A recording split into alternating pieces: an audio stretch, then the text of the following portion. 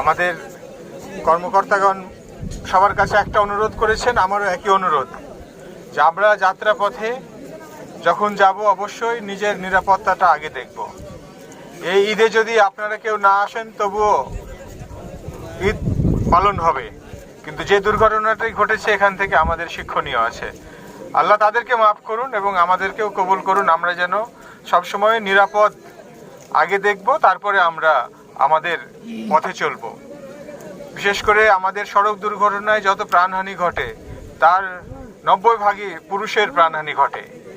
একটি পুরুষ একটি পরিবারকে রক্ষা করে, একটি পরিবারের জন্য উপার্জন করে।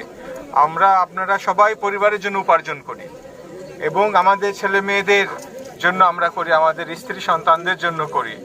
তো তাদের জন্য করতে গিয়ে তাদের সাথে কিছু আনন্দ উপভোগ করার জন্য আমরা যখন দূর দূরান্ত থেকে আসব অবশ্যই এই বিষয়গুলো প্রথমেই খেয়াল রাখবো।